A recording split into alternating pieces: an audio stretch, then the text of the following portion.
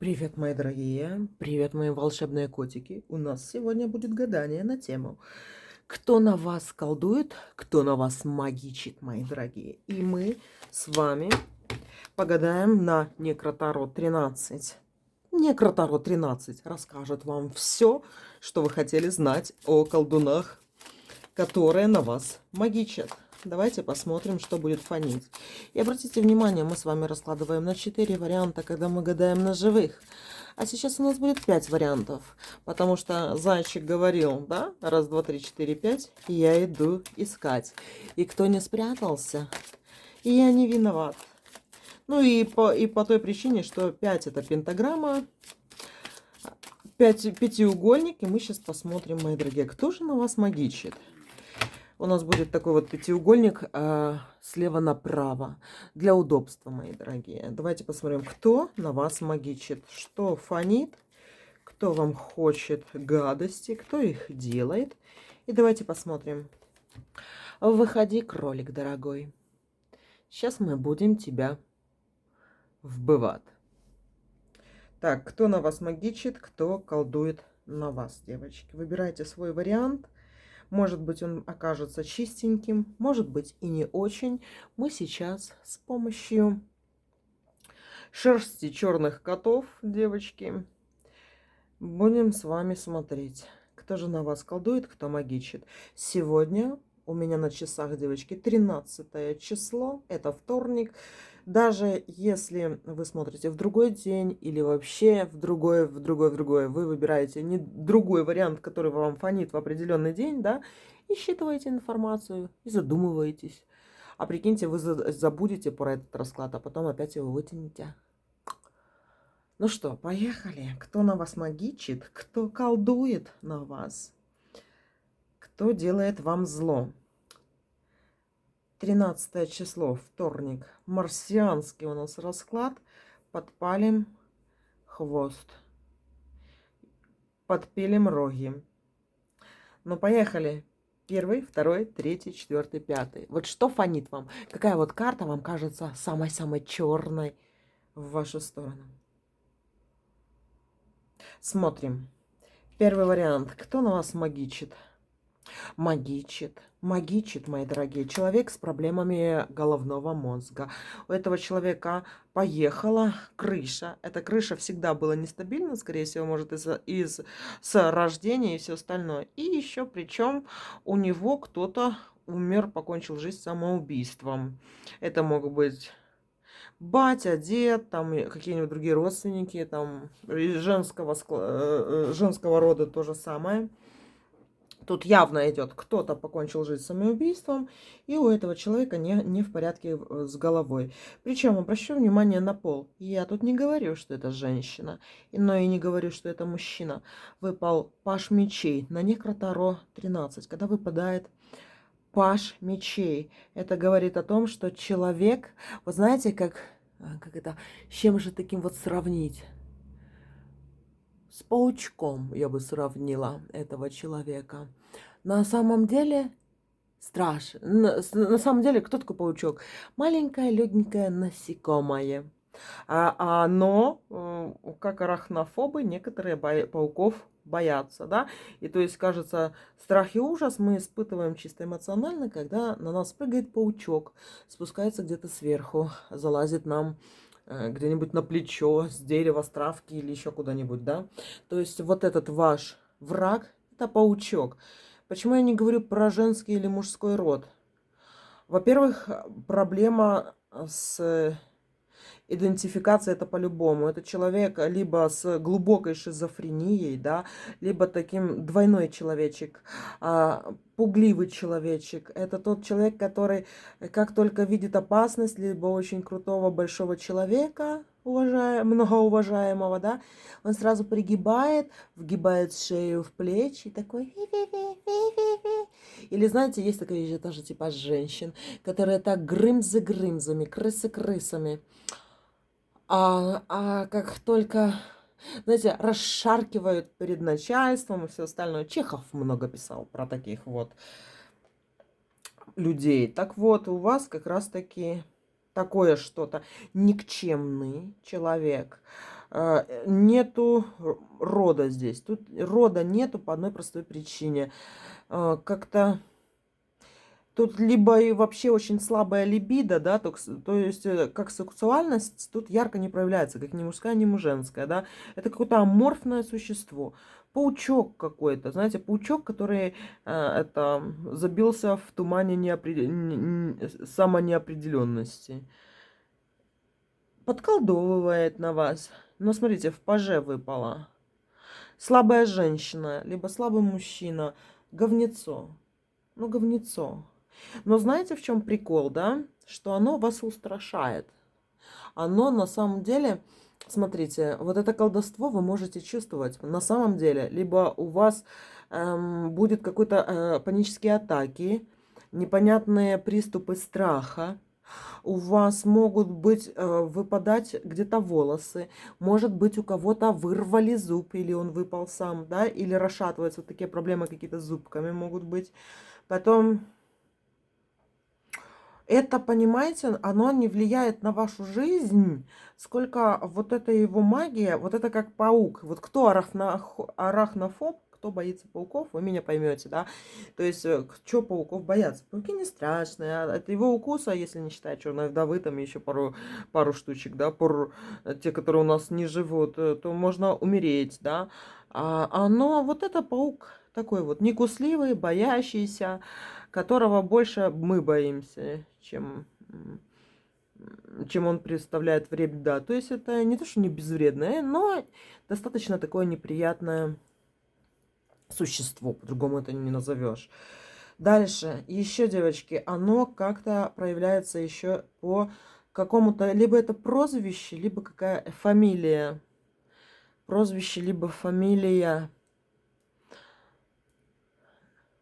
Может у кого-то кончаться, знаете, вот оно вроде какое-то прозвище, похоже на фамилию.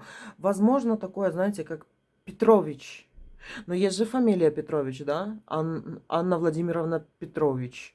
Что-то как вот из таких фамилий, да? Либо оно вроде бы как и кликуха, но оно и к фамилии относится.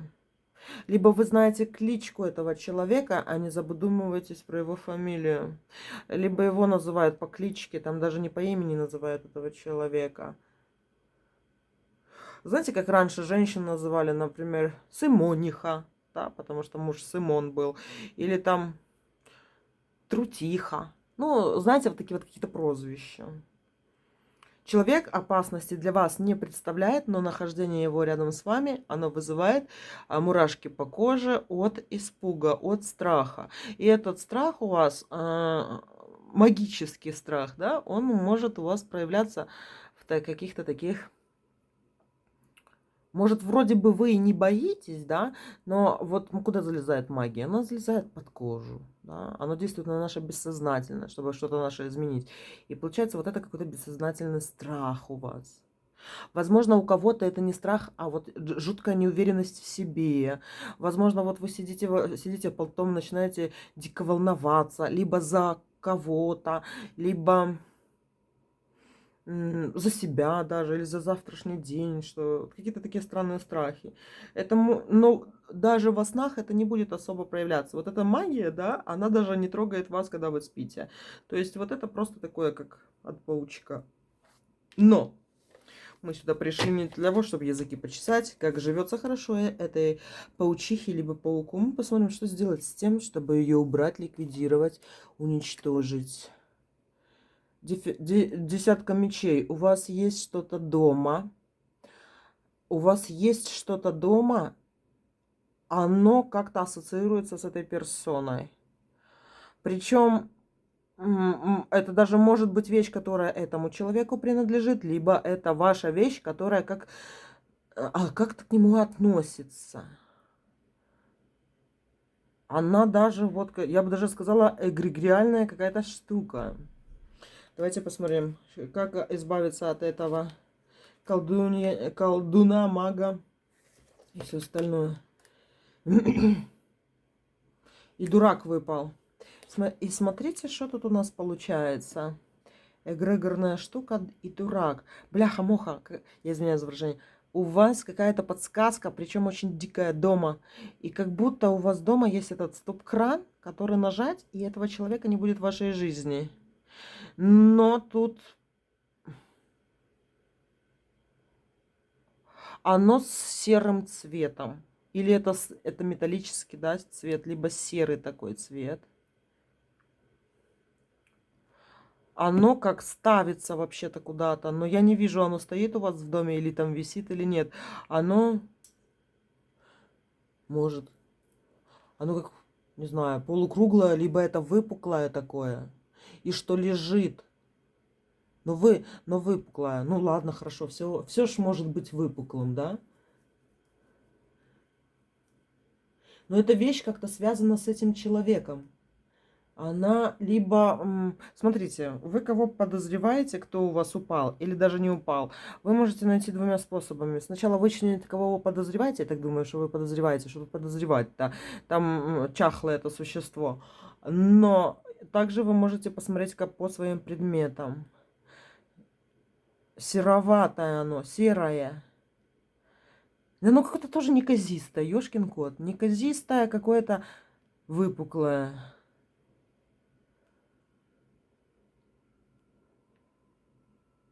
Давайте еще гляну. Оно у вас дома.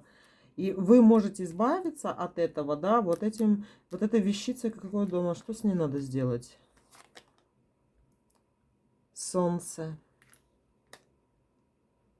19-й старший аркан. Вот из-за вот этой фигни, что у вас дома, этого человека и носит. Я имею в виду, он и нервничает, этот человек, из-за этой вещи, которая у вас дома. И вот это вот паучка этого, понимаете, очень сильно тянет к вам, магичить на вас, воздействовать на вас, потому что вот это какая-то серая выпуклая вещь у вас дома. Он как ведомый, он как к этому эгрегору относится. Как-то связано, реально эта вещь как-то с ним связана. И вы посмотрите у себя дома, что серого у вас есть, да? Никто, не надо спешить там с выводом, девочки. Вот просто вот так осмотритесь, просто знайте это, да, а потом оно само к вам придет. Интуиция, так знаете, как осенит. Когда вы вот будете смотреть на какую-нибудь определенную вещь, либо человек этот подвернется, да, и вы будете уже смотреть с другой стороны, что у вас такого дома есть. Вот потому что вот это как сейчас пазл складывается. Нулевой старший аркан дурак и 19-й старший аркан солнце.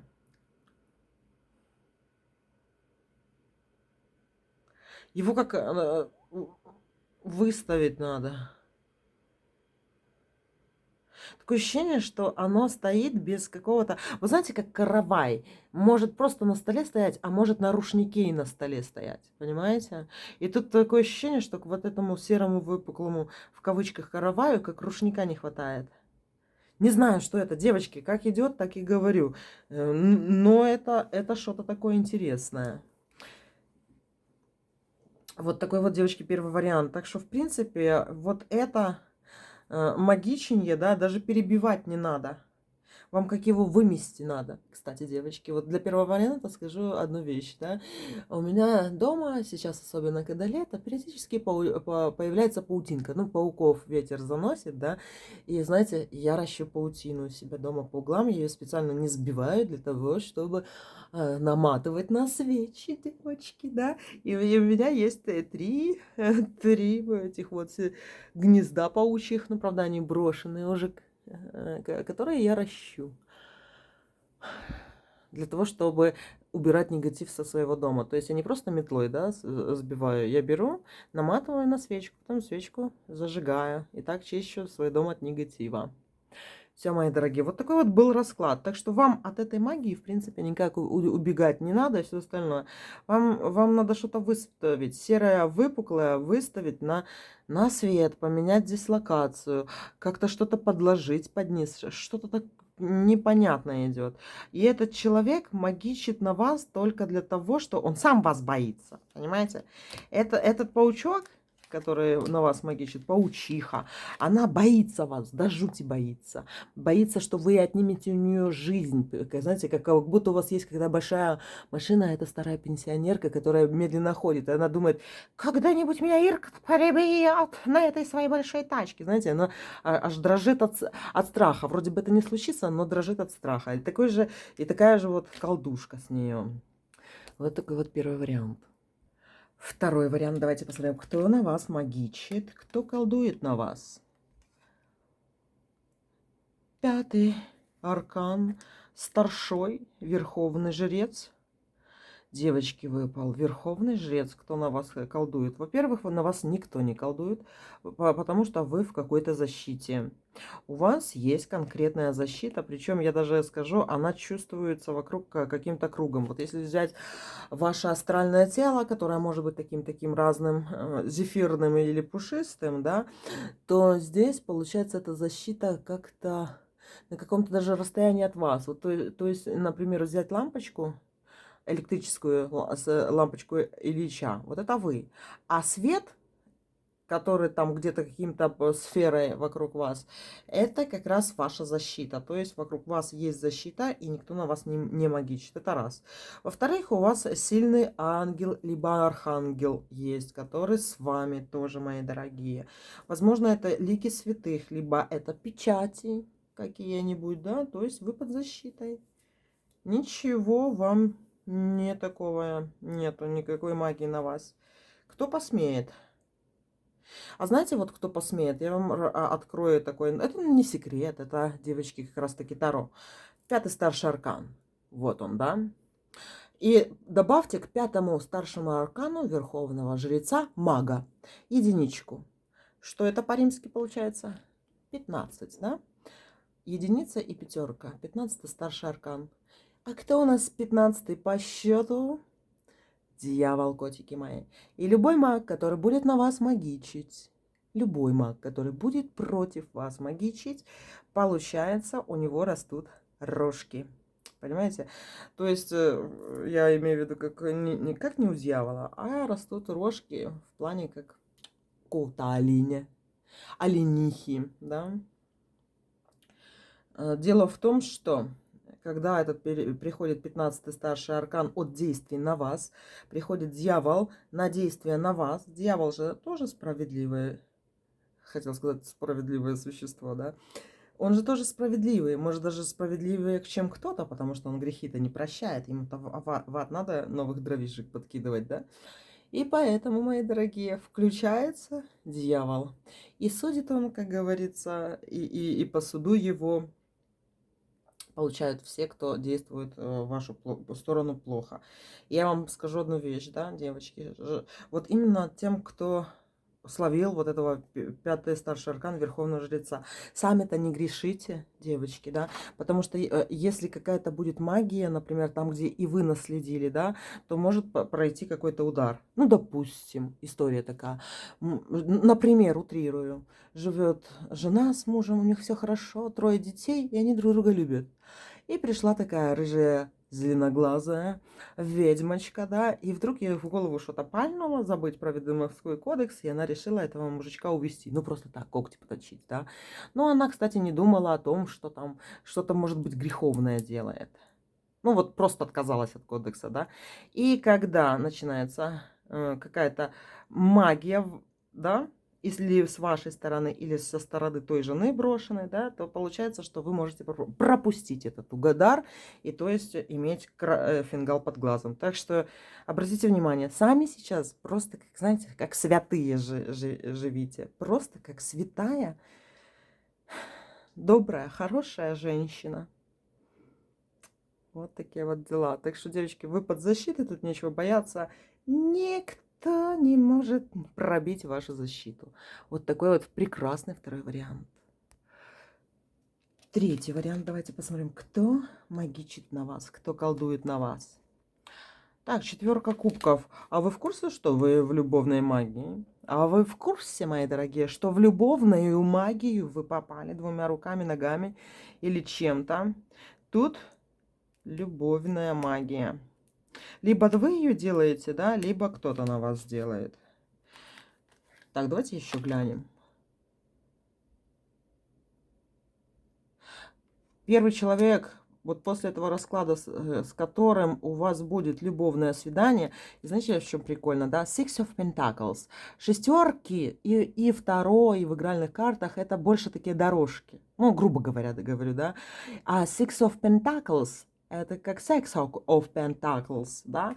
То есть это у вас будет, ну, в кавычках, любовное, или не в кавычках, любовное свидание, и с тем, с кем у вас будет интим в самое ближайшее время, это тот, дорогие мои, кто на вас колдует, либо на кого вы колдуете. Да, это будет интимчик, мои дорогие. Интимчик. 4 кубков, 6 пентаклей, 4 мечей. Это и между этим любовная, это привороженная дорожка, да, это и по 4, как это сказать, я даже чувствую эту немножко магию любовную, да, это как что-то такое. Это может быть либо с зеркалом, либо с куклами двойными что-то. Все двойное тут использовалось в этом ритуале. Что-то двойное, котики мои. Так что, в принципе, сейчас ничего такого плохого нет. Только имейте в виду, что интимчик вам обеспечили либо темные силы, либо светлые. Это зависит от того, с кем вы работаете, либо с кем работает ваш интимный дружок, девочки. Вот такой вот вариант. 4 вариант, давайте посмотрим, кто магичит на вас, кто колдует на вас. 20-й старший аркан, девочки, Верховный суд пошел. Это, ну, не совсем хорошо есть, да, это тот, кто ставил поминальную свечу, это тот, кто, короче, как вы можете его узнать, тот, у которого кто-то недавно умер. Человек, который ходил в церковь, и вы знаете, что он ходил либо в мечеть, либо еще куда-нибудь, но тут вот как будто поминальное что-то. Я бы так сказала, что тот, который ставил поминальную свечу в недавнем времени. А давайте еще глянем, что это такое вообще, кто это на вас магичит. Ну вот, 100% на вас магичит, мои дорогие, 100%. Вот я даже вот по этой карте, кто ставил поминальную свечу, и выпадает сразу маг, да.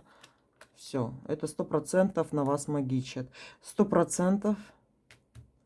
Я даже могу даже сказать много очень процентов, то, что именно колдовство связано с эгрегорами христианские или какое-то, и ставят свечу, как поминальная.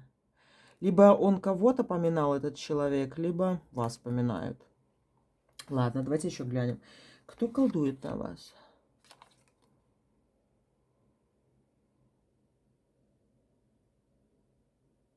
Из-за любви оно идет. А что это такое-то из-за любви? Ну что, девочки, споймали мы козу в огороде, словили, девочки, и причем конкретно. Знаете, кто это? Это ваша соперница.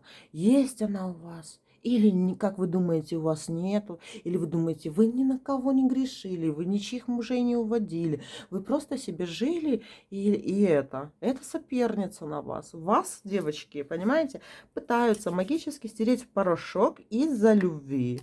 Мужчину какого-то делите. Делите мужика, король кубков. Причем такая, знаете, любовная любовь тут, да. То есть вы, это либо любовный треугольник явный, либо, девочки, вас давным-давно кто-то недолюбливает, да, и кто-то любит давным какого-то человека и на вас вот магичит. Утилизирует, как говорится, вас. Конкретно, причем пытается. Так. 3 старших аркана, страшный суд, маг и влюбленные.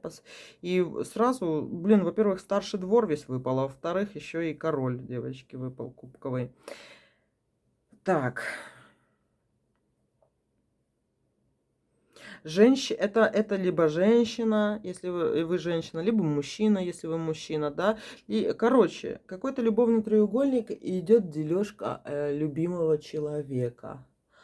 И вы им мешаете. Знаете, почему на вас магия идет? Потому что вы мешаете. Может, потому что вы просто лезете, а может, у вас просто грудь третьего упругого размера, а может, вы просто лицом вышли, а кто-то не вышел и завидует, да.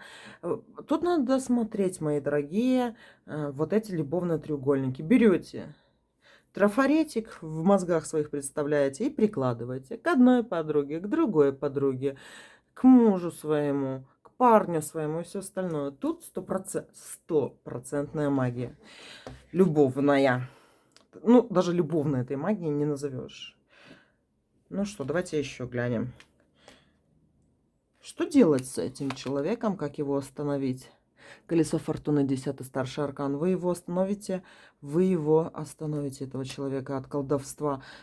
Бляха-муха, как мне так хочется это сказать, уже язык чешется про кладбищенскую магию. Знаете, что бы я сделала? Смотрите, на вас ставят как поминальную свечу. Вас либо могут отпеть, записку подать. Но это я про христианские. То же самое, только своими методами можно сделать в мусульманском эгрегоре, там в иудаизме, где угодно, понимаете? И кто-то вас вот своими методами изживает. И вам надо обратиться к миру мертвых, да? Это либо откуп даем, но причем конкретный откуп даем. Смотрите, можете искать, можете не искать, мои дорогие, да? Я вам скажу одну вещь. Десятка, колесо фортуны просто так не выпадает в таком раскладе. У вас в ближайшее время какая-то дата. Дата повиновения усопших, мои дорогие, да? Помянуть вам надо.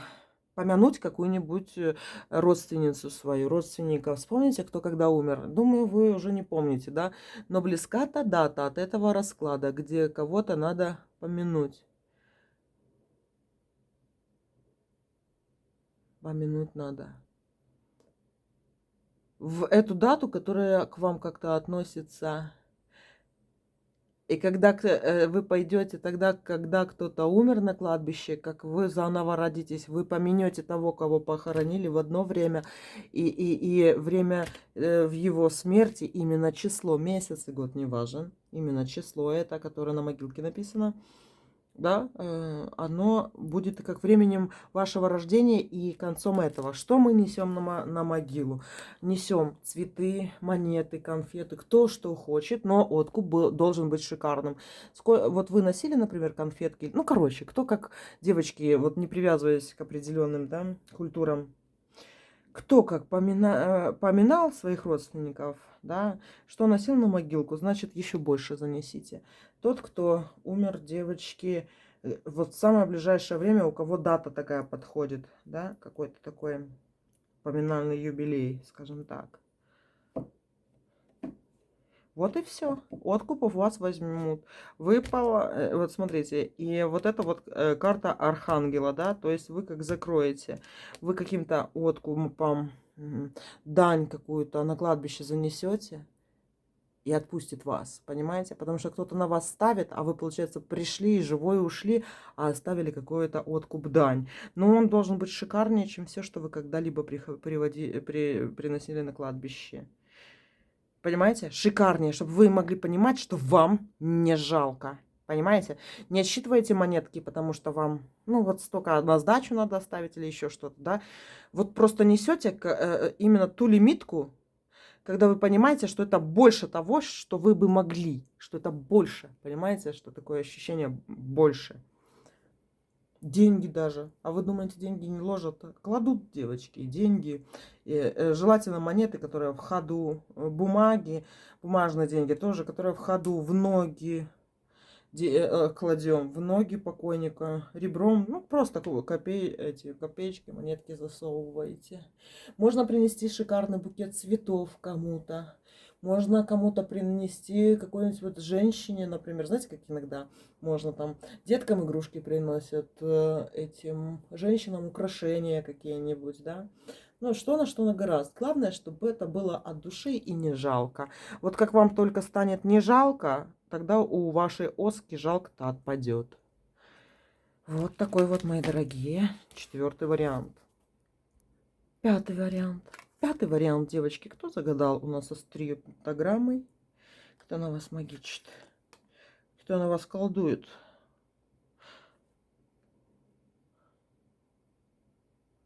Особенный человек.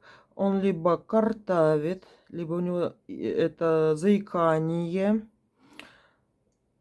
Он что-то вот с гортанью не то, он как-то по-особому говорит, либо это выглядит, да, то есть это может быть такой, может быть поломанный нос, это может быть говорит в нос вот таким голосом, это может быть и котка, на котором сидит, это может быть и кота.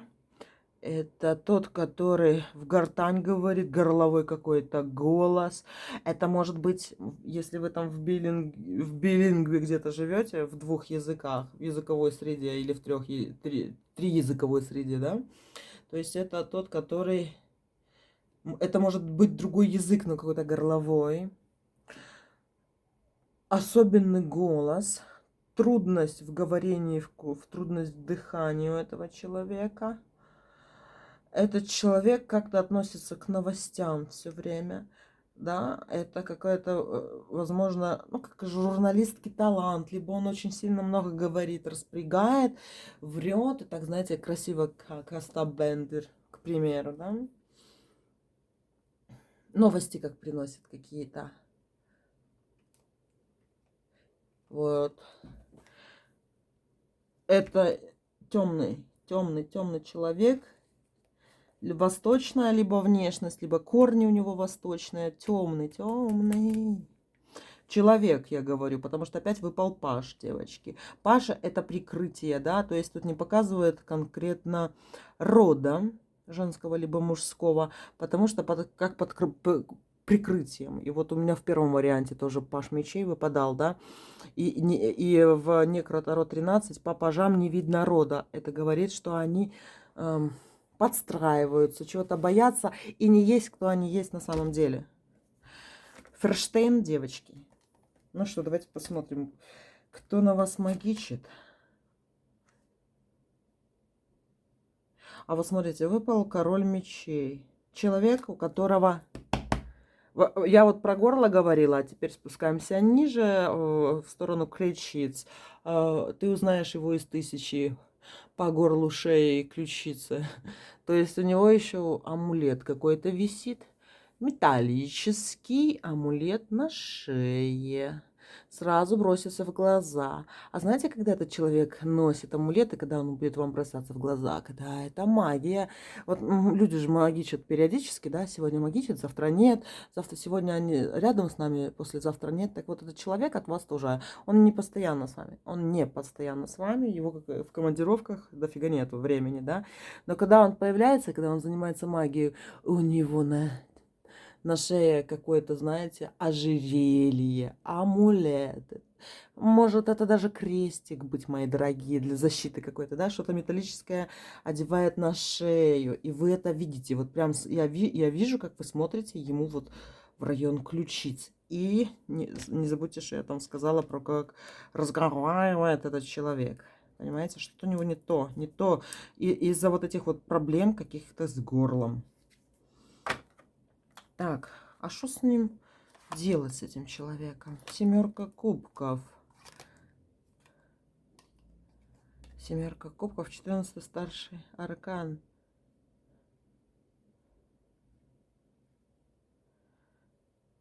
Такое ощущение, что вот, знаете, в чем прикол, да?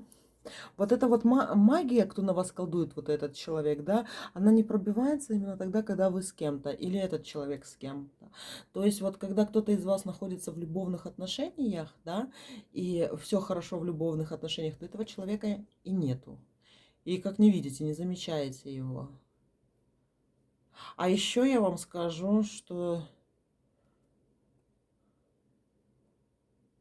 я как вижу картинку какую-то. Я не знаю, чья это картинка. Как человек поднимается по лестнице, которая находится возле дома.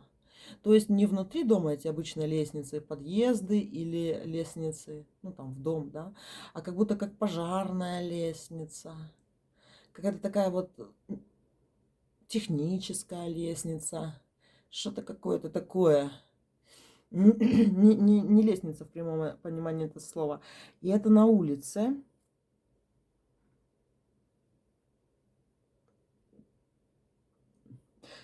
Это я вижу, девочки, не вашими глазами. Я чувствую это как его глаза. Но вот на этом у меня картинка как-то не идет дальше, обрывается.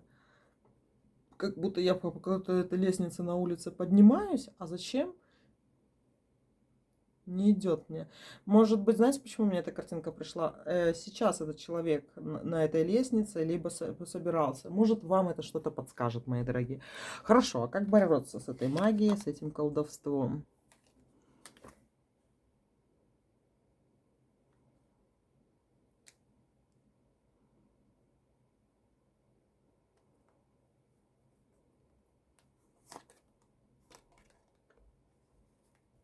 Вот почему-то мне карты говорят, не надо бороться с этим. Типа, ничего не делай. А что ты будешь делать? Ничего не делай. Тут вот этот аркан говорил, ничего не делай. И тут кубки и кубки. Кубки это как частица не перед какими-то действенными глаголами. То есть там действуй, дергай, там кали. А тут не, кубки не кали, не действуй, да? Ничего не делай почему-то идет. А почему ничего не делать, вы говорите, карты? Смотрю на время, девочки. Я сейчас посмотрела на часы наручные. Наручные часы, это вам тоже подсказка какая-то идет. Лестница, наручные часы. На время как смотрю. Часы носит этот человек.